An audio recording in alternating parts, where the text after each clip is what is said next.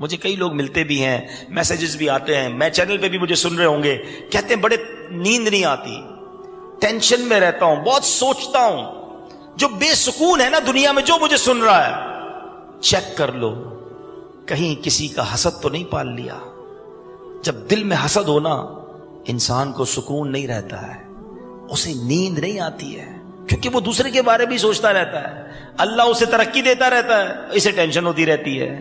تو دوسرے کی ترقیوں میں خوش ہونا سیکھیں۔ بڑا پیارا جملہ بزرگان دین لکھتے ہیں، سب کا بھلا، سب کی خیر، سب کے بھلے میں اپنی خیر۔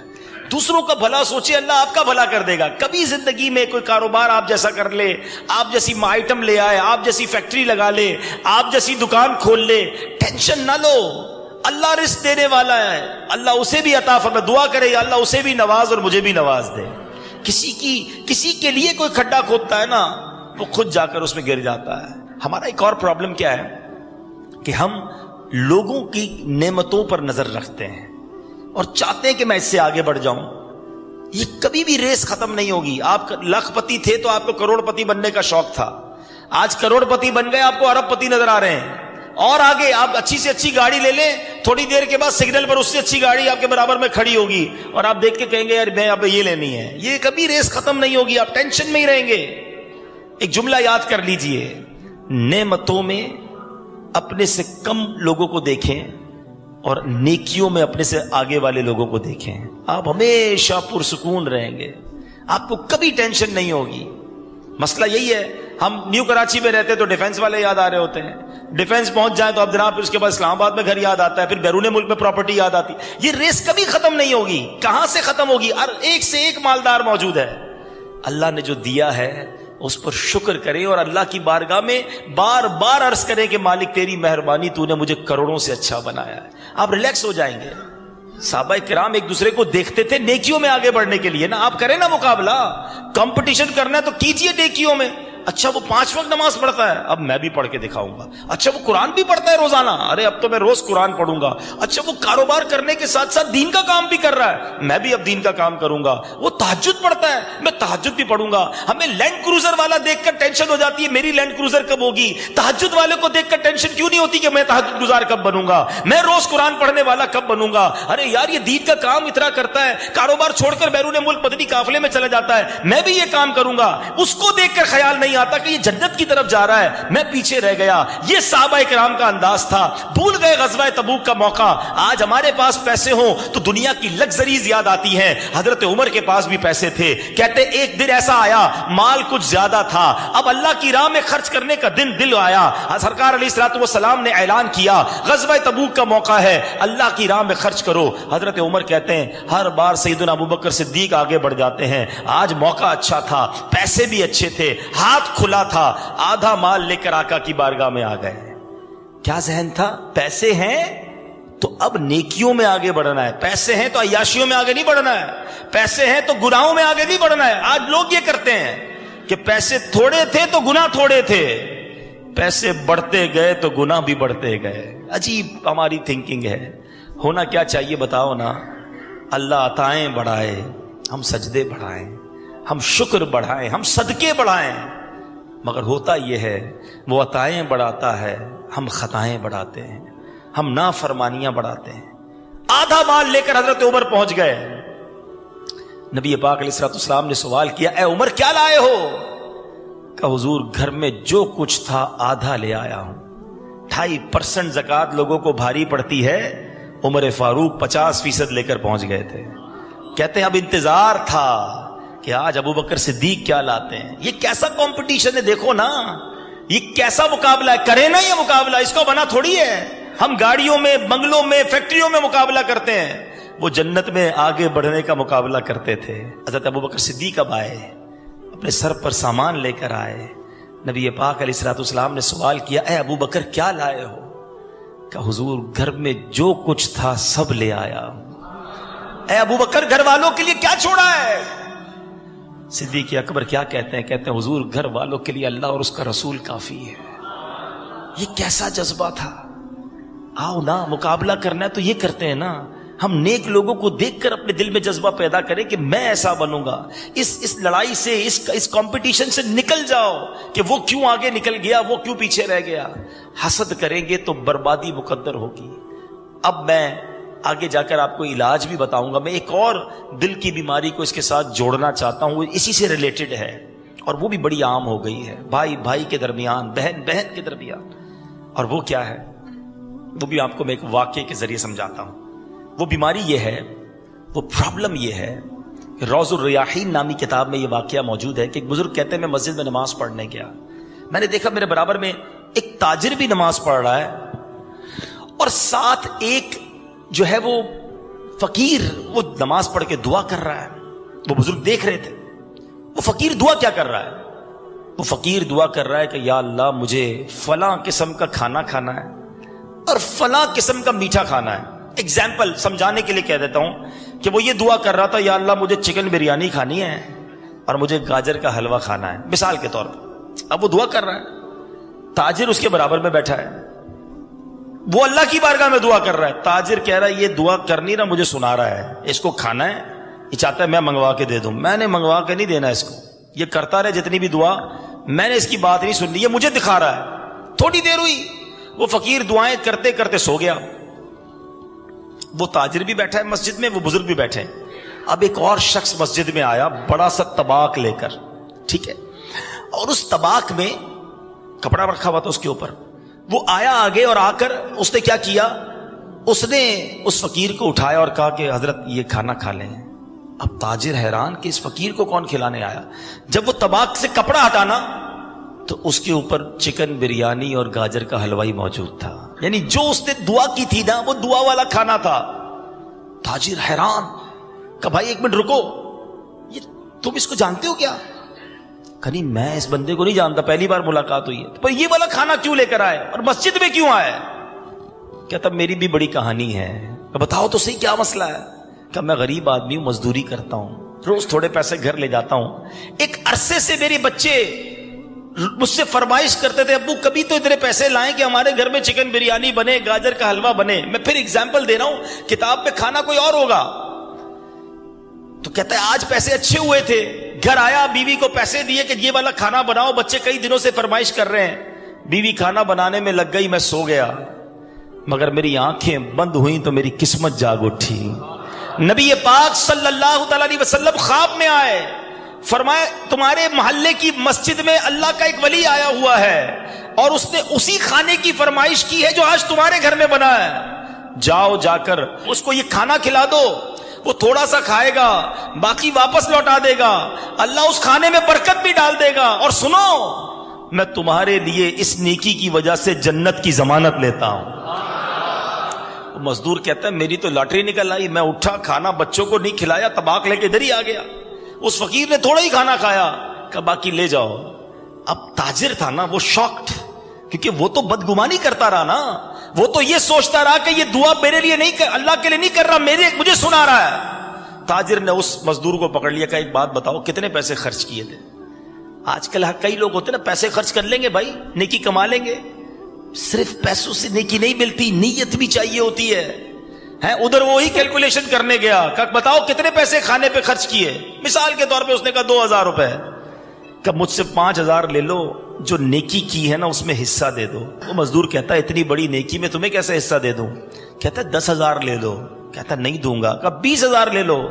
مزدور کہتا ہے دنیا کی ساری دولت دے دو, آقا نے جو بشارت دی ہے وہ تمہیں کیسے دے سکتا ہوں. کہہ کے چلا گیا. تاجر روتا ہوا پریشان مسجد سے باہر نکلا. علماء کرام نے اس واقعے کو کتابوں میں نقل کر کے بتایا کہ بدگمانی جو ہے نا یہ اتنی عجیب بیماری ہے کہ نیگیٹو اپروچ, کسی کے بارے میں پازیٹو سوچنا ہی نہیں ہے, یہ نقصان ہی لاتی ہے, یہ بربادی ہی لاتی ہے. اللہ کریم قرآن مجید فرقان حمید میں ارشاد فرماتا ہے اے ایمان والو بہت گمانوں سے بچو, بے شک کوئی گمان گناہ ہو جاتا ہے. ہم کیوں لوگوں کے بارے میں نیگیٹو سوچتے ہیں؟ یہاں تو حال یہ کوئی نماز پڑھے تو لوگ کہتے ہیں دکھانے کے لیے پڑھ رہا ہے, عمرے پہ گیا نا یہ بھی جناب لوگوں کو دکھانے کے لیے. ارے وہ اللہ کے گھر گیا, تم بدگمانی کر کے گناہ کر رہے ہو, حرام کر رہے ہو. ایک ہے حسن زن, گمان دو قسم کے ہوتے ہیں یاد رکھیے گا. اچھا گمان پازیٹو, یا نیگیٹو جس کو بدگمانی کہتے ہیں. حسن زن بہت اچھی چیز ہے, بلکہ ایک آدھ جملہ یاد کر لو, حسن زن میں کوئی شر نہیں ہے اور بدگمانی میں کوئی خیر نہیں ہے. حسن زن کا عادی بنے, پازیٹو سوچے. اب مثال دیتا ہوں, اب آپ وہی والی بات کہ بیان تو ہو رہا ہے, آپ کہیں گے یار بیان تو اچھا ہو رہا ہے لیکن میں تو بدگمانی نہیں کرتا, میں تو کسی کے بارے میں نیگیٹو نہیں سوچتا. چلے ایک اور ٹیسٹ, آج دل کی بیماری کی بات ہو رہی نا, ساتھ ساتھ لیبارٹری ٹیسٹ بھی کرتے جاتے ہیں, پھر آخر میں علاج بتا دوں گا.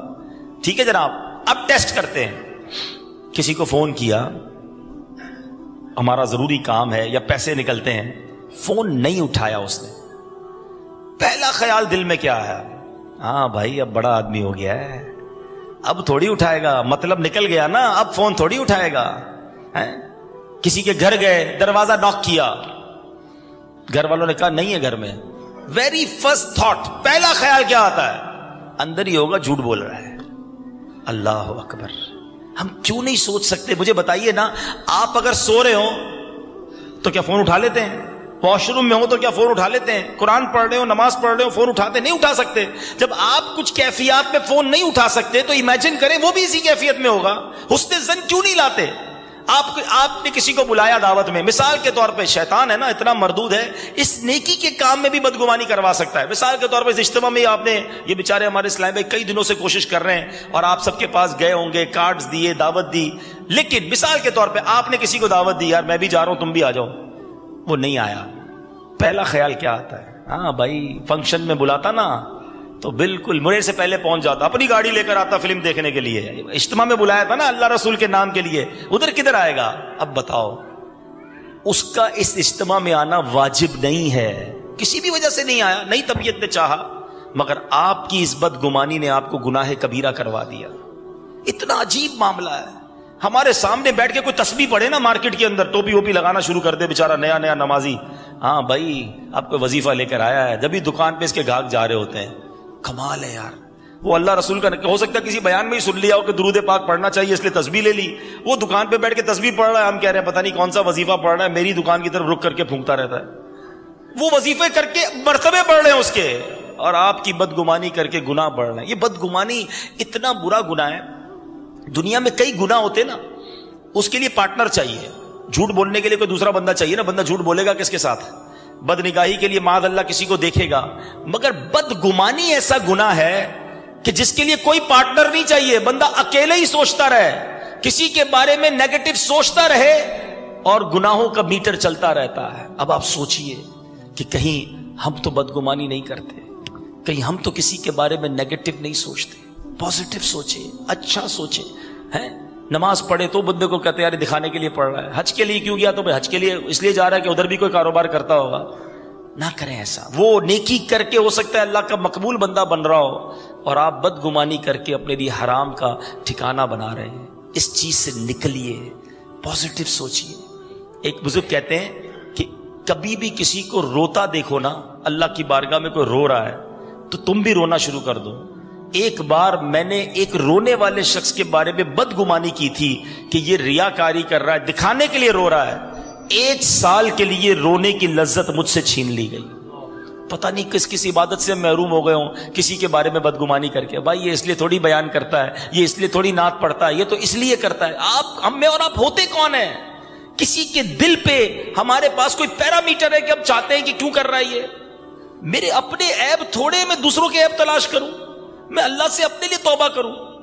تو اے میرے میٹھے اسلامی بھائیوں, یہ ایک اور بیماری ہے جو آج ہمارے اندر, اور یہ حسد اور بغض, جو یہ حسد اور یہ جو ہے نا بدگمانی, یہ بالکل ساتھ ساتھ چل رہے ہوتے ہیں. جس سے حسد ہوگا اس سے بہت زیادہ بدگمانی ہوگی. یعنی کچھ لوگ تو اتنے بدگمان ہیں, اتنی ٹینشن ہے ان سے, تو یوں سمجھیں یعنی ایسے لوگ بھی ہیں بیچارے.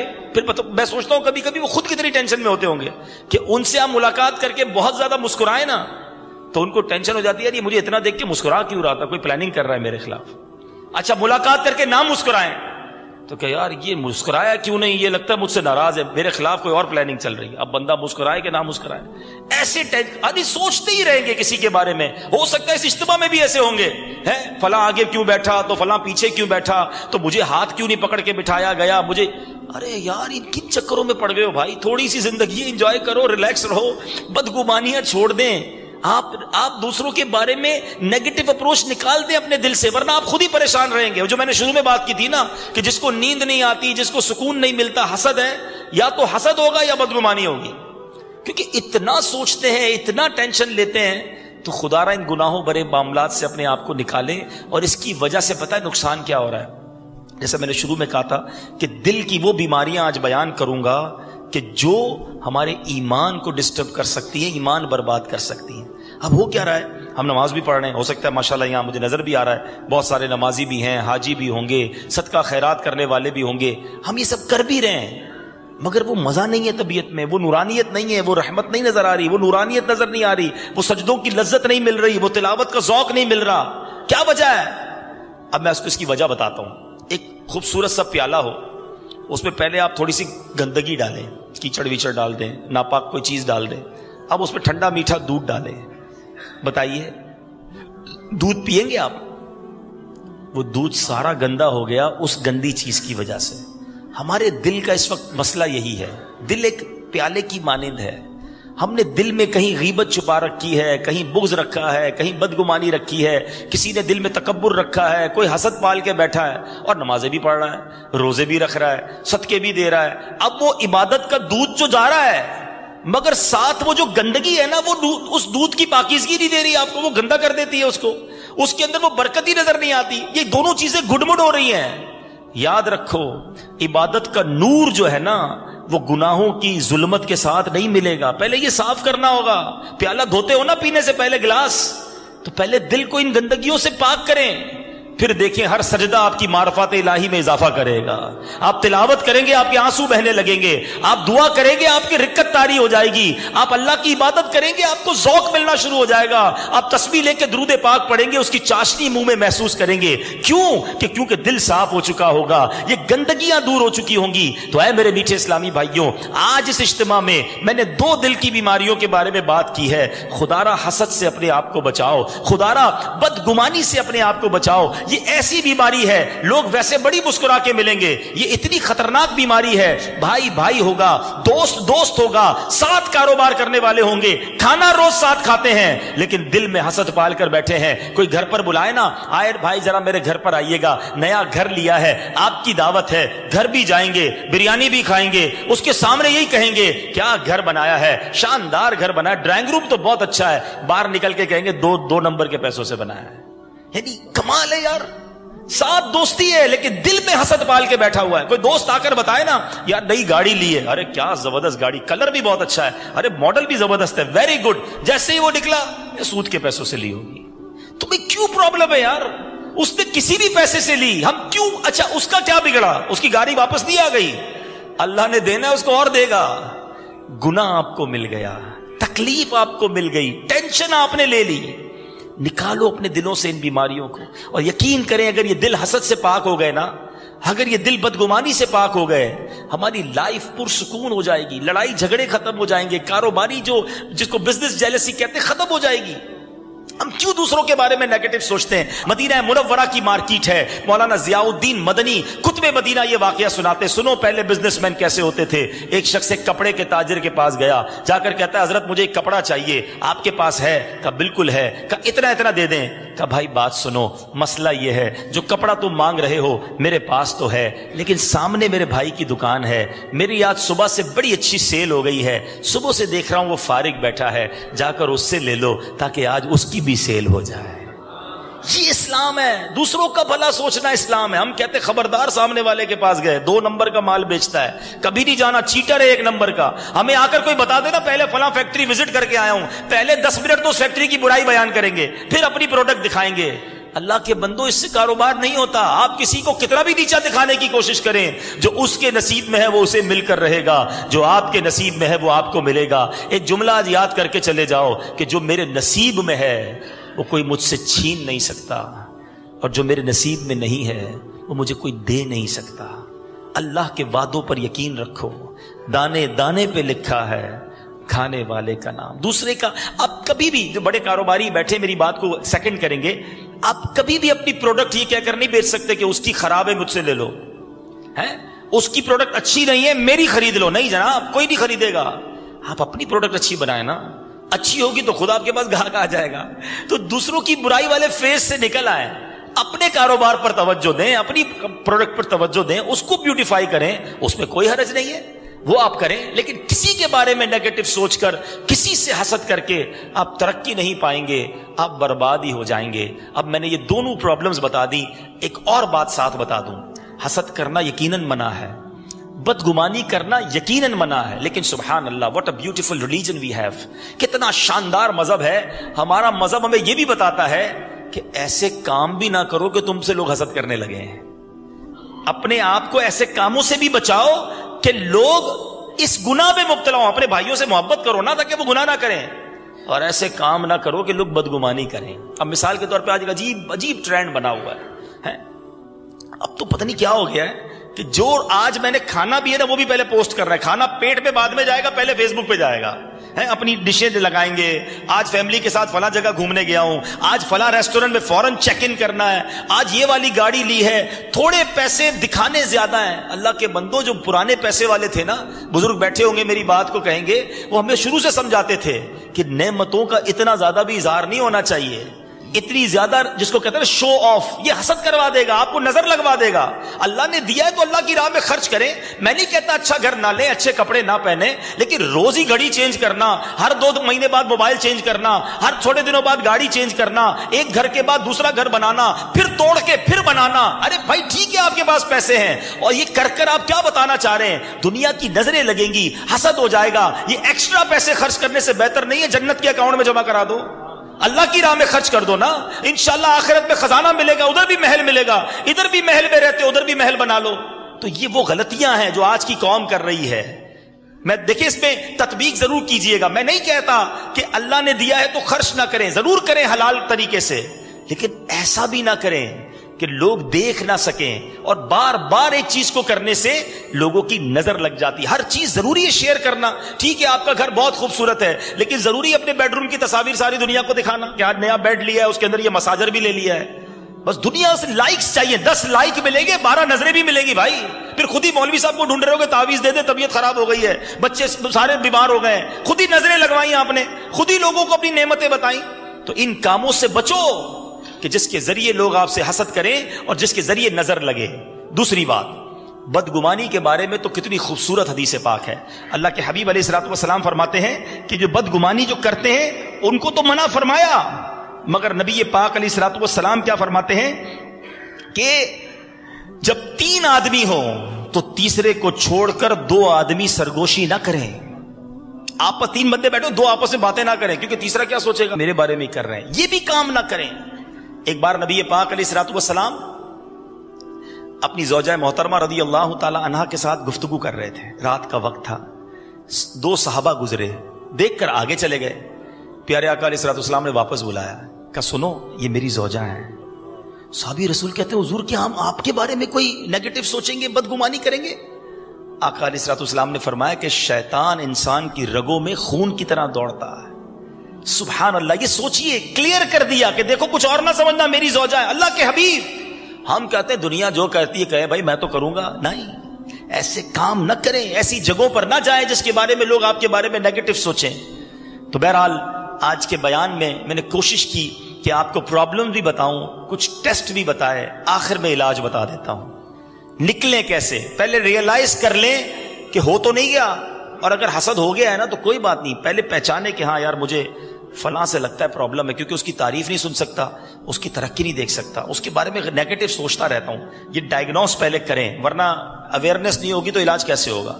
میں آپ کو ایک واقعہ سناتا ہوں. منقول ہے منہاج العابدین میں امام غزالی علیہ رحمۃ اللہ الوالی نے یہ واقعہ نقل کیا ہے. حضرت سیدنا فضیل بن عیاض رحمۃ اللہ تعالی علیہ, اللہ کے بہت بڑے ولی گزرے ہیں. آپ کی ایک شاگرد کی نزع کا وقت قریب آ گیا, بالکل آخری وقت, جو سانسیں آخری ہوتی ہیں, سکرات کا عالم جس کو کہتے ہیں. آپ اپنے اس شاگرد کے پاس تشریف لے گئے اور قریب بیٹھ کر سورہ یاسین پڑھنے لگے. کسی کا آخری وقت ہو تو اچھی بات ہے کہ سورہ یاسین شریف پڑھی جائے.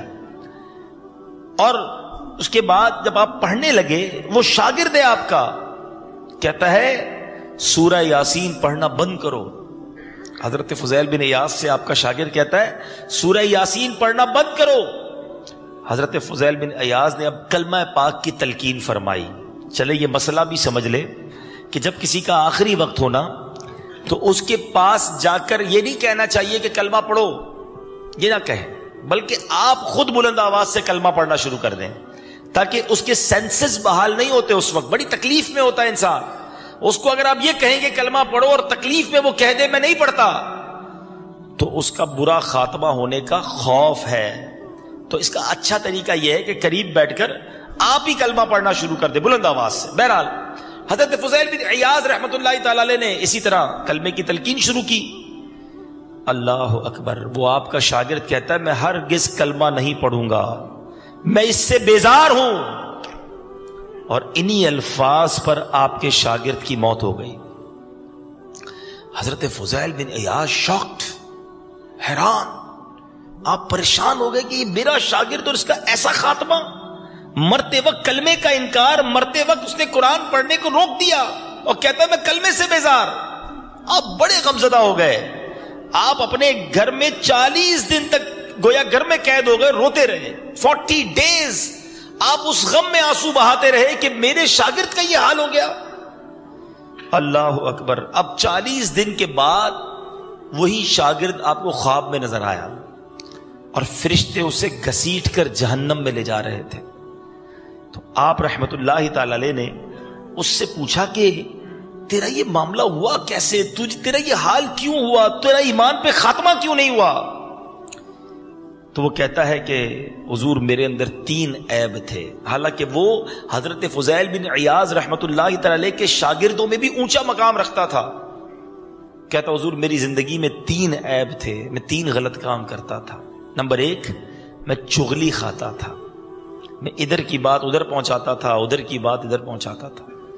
دوسرا میں حسد کرتا تھا، میرے دل میں اپنے دوستوں اپنے ساتھیوں سے حسد تھا. اور تیسرا میں شراب پیتا تھا. مجھے کسی حکیم نے بتایا تھا کہ تمہیں جو بیماری ہے اس کے علاج کے لیے سال میں 1 تمہیں شراب کا گلاس پینا ہے. میں سال میں 1 ہی شراب کا گلاس پیتا تھا. کہتا یہ 3 عیب تھے میرے اندر اور میرے رب نے میرا ایمان بھی چھین لیا گیا اور اب مجھے عذاب دیا جا رہا ہے. اے میرے میٹھے اسلامی بھائیوں، ویسے تو ان تینوں پر بات ہونی چاہیے. جس طرح آج شراب ہمارے معاشرے میں عام ہو گئی ہے، لوگ اسے عیب ہی نہیں سمجھتے. کبیرہ گناہوں میں اس گناہ کو شامل کیا گیا. احادیث میں 10 قسم کے لوگوں پر لعنت کی گئی. شراب پینے والا، پلانے والا، اٹھانے والا، رکھنے والا، بیچنے والا، خریدنے والا، یعنی شراب سے ریلیٹڈ ہر شخص پر اللہ کے حبیب علیہ الصلوۃ والسلام نے لعنت فرمائی. مگر آج کولڈ ڈرنک کی طرح لوگ شراب پی رہے ہیں، کوئی اس کو عیب ہی نہیں سمجھتا.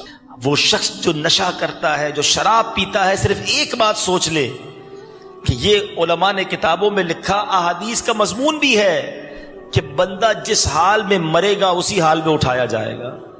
شراب پینے والا سوچے اگر نشے میں ہی موت آ گئی اور نشے میں ہی اللہ کی بارگاہ میں حاضر ہوں گا تو جواب کیا دوں گا، منہ کیا دکھاؤں گا؟ اللہ پاک ہم سب کو اس لعنت سے محفوظ فرمائے کہ آج ہمارے معاشرے کو جس طرح حسد نے برباد کر رکھا ہے، انگریزی میں سے جیلسی کہتے ہیں، جس سے حسد کیا جائے وہ محسود ہے، جو حسد کرتا ہے وہ حاسد ہے. اور یہ اتنا برا عمل ہے، یہ اتنی بری بیماری ہے کہ نبی پاک علیہ الصلوۃ والسلام اس کے بارے میں فرماتے ہیں حسد سے بچو. حسد نیکیوں کو اس طرح کھا جاتا ہے جس طرح آگ لکڑیوں کو کھا جاتی ہے. لکڑی جلائیں، تھوڑی دیر بعد لکڑی ختم، نیکیاں برباد ہو جاتی ہیں. اے روزے رکھنے والو، اے نماز پڑھنے والو، اے صدقہ خیرات دینے والو، حج اور عمرے کرنے والو، بڑی اچھی بات ہے. لیکن ان عبادتوں کے ساتھ ساتھ اگر یہ بیماریاں بھی پالی ہوئی ہیں، کسی کا حسد دل میں ہے، تو کہیں ایسا نہ ہو کہ یہ ساری نیکیاں برباد ہو جائیں. ایک اور جگہ نبی پاک صلی اللہ تعالی علیہ وسلم فرماتے ہیں، فرمایا حسد ایمان کو اس طرح برباد کر دیتا ہے جس طرح شہد، سرکہ جو ہے وہ شہد کو برباد کر دیتا ہے. آپ سرکے کو شہد میں ڈالیں، شہد کا بیڑا غرق ہو جائے گا نا، ایمان کا بیڑا غرق ہو جائے گا. مگر آج کسی کو پرواہ ہی نہیں ہے، آج کوئی اس کے بارے میں سوچتا ہی نہیں ہے. اچھا ہوتا بیڑا غرق حسد کرنے والے کا ہی ہے، جس سے حسد کرتا ہے اس کا کچھ بگڑتا نہیں. ایک اور واقعہ آپ کو سناؤں کہ حسد کرنے والوں کا ہی منہ کالا ہوتا ہے. کہتے ہیں جلنے والوں کا منہ کالا. واقعی ایسا ہوتا ہے. جس کو اللہ نے عزت دینی ہے اس کو عزت ملنی ہے. وَتُعِزُّ مَن تَشَاءُ وَتُذِلُّ مَن تَشَاءُ بِيَدِكَ الْخَيْرُ. ارے اللہ نے جس کا مقام لکھا ہے کون چاہے کون کر سکتا ہے اس کو نیچا. بڑا مشہور واقعہ ہے. سلطان محمود غزنوی کا ایک بڑا ہی زبردست وزیر تھا, غلام تھا اور بڑا فرما بردار ایاز. ترقی کر پہلے ادنا غلام تھا, ترقی کرتے کرتے وزیر بن گیا. ایاز کی کامیابی ہوئی تو حاسدین کو تو حالت خراب ہو گئی کہ یہ کل کا غلام اور آج بادشاہ کا نور نظر. آج بھی تو یہی ہوتا ہے. ہماری مارکیٹ میں نئی دکان کھولی تھی اور سب سے زیادہ گاہک اس کے پاس. ارے جناب ابھی کل کاروبار شروع کیا اور اتنا آگے بڑھ گیا, امپورٹ ایکسپورٹ بھی شروع کر دیا, اتنی بڑی فیکٹری لگا لی. ابھی تو نئی گاڑی لی تھی, ایک اور گاڑی لے لی. ارے ابھی تو دبئی گیا تھا, اب یورپ بھی چلا گیا. یعنی کسی کی ترقی کو کوئی دیکھ ہی نہیں سکتا. اور یہ ابھی سے نہیں ہے, یہ بتا دوں میں آپ کو, یہ حسد اتنا برا عمل ہے. بلکہ اگر میں یہ کہوں کہ اس زمین پر اولین جو گناہ ہوئے, سب سے پہلے جو گناہ ہوئے, جو اللہ کی نافرمانی ہوئی, وہ حسد تھا, تکبر تھا. بھائی شیطان نے حضرت آدم علیہ السلام کو سجدہ کیوں نہیں کیا تھا؟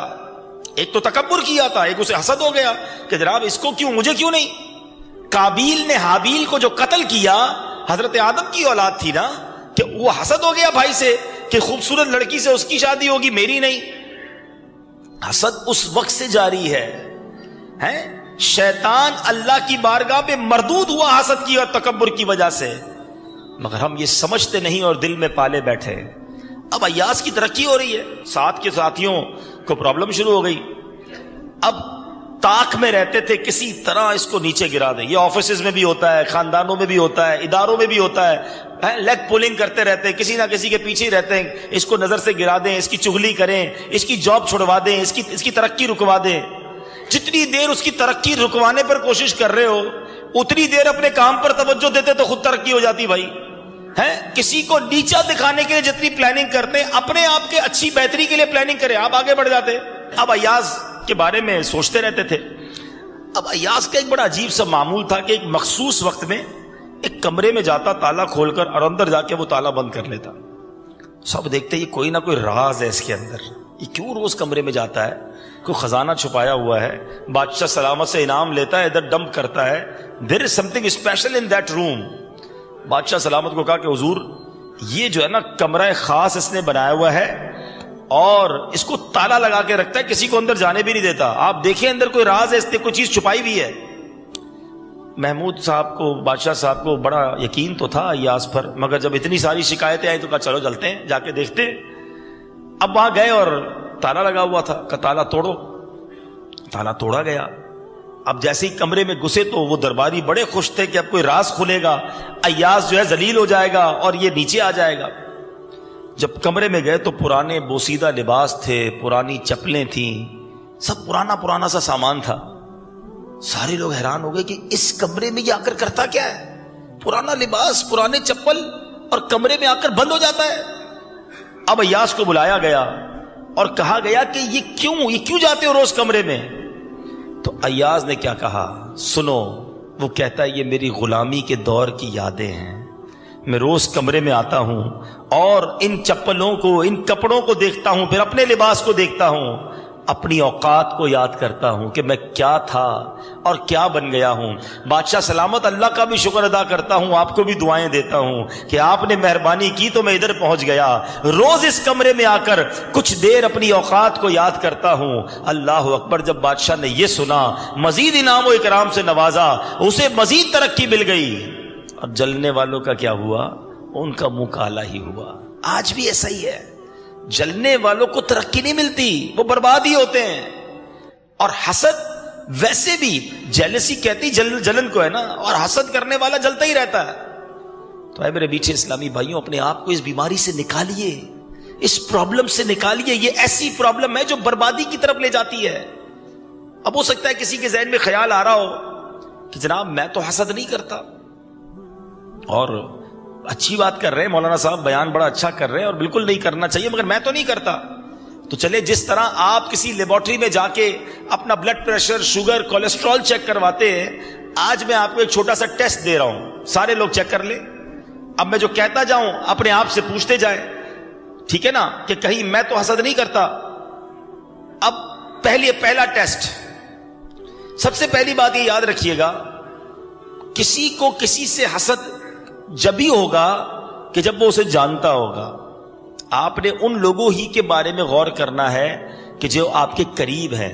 آپ کو یہاں رہتے ہوئے کسی برازیل کے تاجر سے حسد نہیں ہوگا, کسی میکسیکو کے شخص سے حسد اس لیے نہیں ہوگا کہ آپ کا اس سے کوئی رابطہ نہیں ہے, وہ آپ ہی کے قریب ہوگا, یا رشتہ دار ہوگا, یا دوست ہوگا, یا بزنس کولیگ ہوگا, اس کے ساتھ کاروبار ہوگا, یا آس پاس کاروبار کرتا ہوگا, آپ کی مارکیٹ کا ہوگا. اب ایسے لوگوں میں چیک کیجئے, کوئی ایسا ہے کہ جب بھی اس کو ترقی ملتی ہے آپ کو پرابلم شروع ہو جاتی ہے؟ ارے یار اور بڑھ گیا, ایک اور ملک میں بھی کام شروع کر دیا, اس ملک کا بھی ویزا لگ گیا, نیا گھر بنا لیا, ابھی تو نیا گھر لیا تھا, ایک اور گھر لے لیا. اب جب آپ کو یہ باتیں سننے کو ملتی ہیں اور آپ میں پرابلم ہوتی ہے دل میں, تو چیک کریں, there is something wrong in your heart.